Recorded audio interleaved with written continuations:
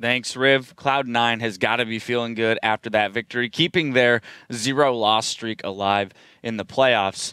Is it even possible for them to lose? It's definitely possible for them to lose, but if they keep playing like that, then no, because there's very dominant performance over TSM. Their pick ban phase seems really sound, and Jat was talking about it there. Their champion pools are really good. You kind of have to focus on a strategy that you don't want them to play and that you want to play, and definitely play to your win conditions, because this team that TSM drafted for themselves, I was not a big fan of. So we have to talk about it. I'm going to talk about it until somebody does something about it.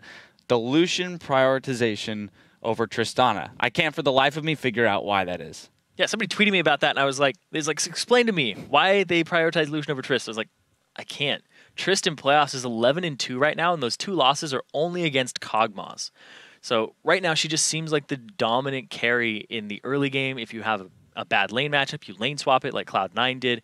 So I feel like the comeback mechanics are just too high here, Pobelter. What do you think about that?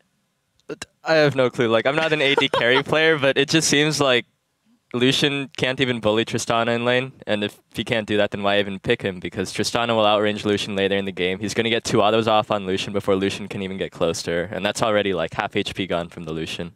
So I'm not sure. Maybe it's because he thought it would be easier to survive against Fizz than picking like Tristana or Kog'Maw, but I don't think that it's a very good pick. Yeah, it seemed like TSM was kind of tunneling on this idea of a bursty comp with the Fizz, the Kha'Zix, then even Lucian, who can pump out a fair amount of damage within a short period of time, and then comboing it with the Lulu and the Zillion for a little bit of reassurance if things went wrong, right? You can bring somebody back to life or make them semi-tanky.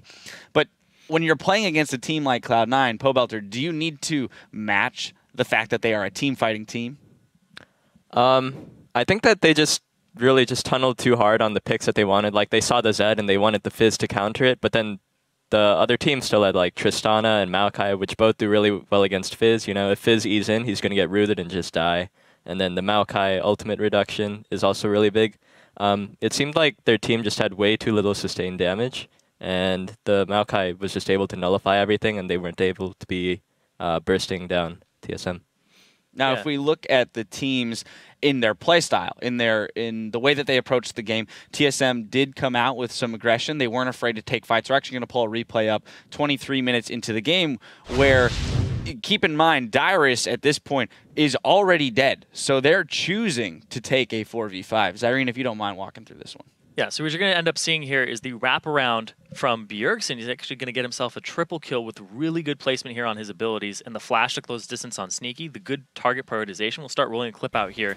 And Hai, he's already off on the side. He has no death mark available for this fight, but they wrap around the turret. And this is the Cloud9 strategy that we saw all last year, where they would dive turrets very effectively, but then Bjergsen comes from the side and he makes use of that. The Zhonya's here after he ends up picking them up.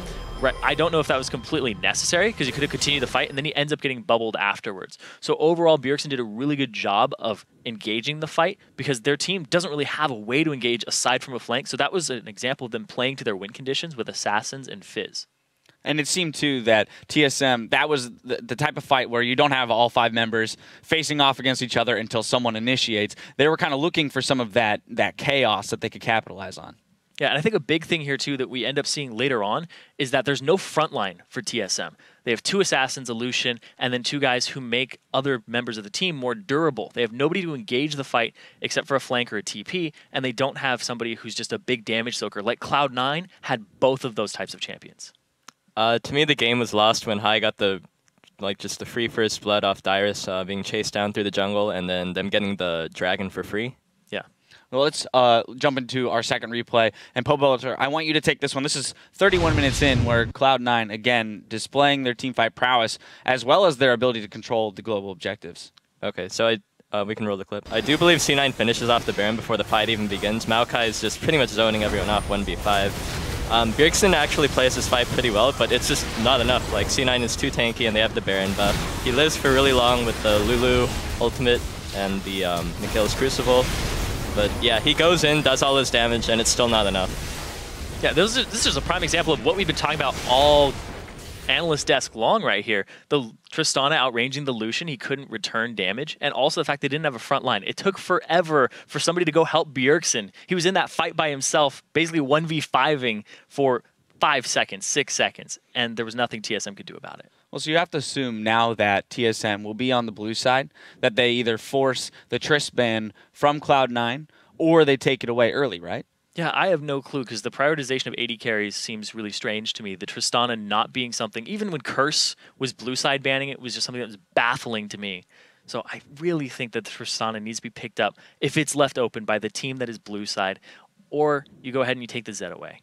Pobelter, after the game, Riv and Jat were commenting on it. Reggie and Loco Doco rushed right up to the stage, and they're having their meeting there on the stage. So that implies that they have a lot to talk about, but in a sense, that's a good thing, right? Like, as a player, when you come off the stage, if your manager, your coach, or your analyst don't really have any answers for you, you're in a bad spot. So is that going to be a little bit of a boost in confidence there for TSM that they can diagnose issues?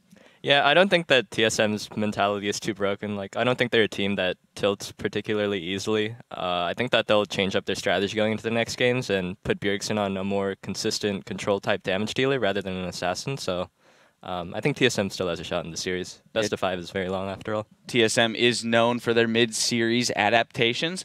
And, of course, we'll see if Cloud9 can keep the momentum up when we come back with Game 2 of our Summer Playoff Finals versus Team Solomid. Don't go anywhere.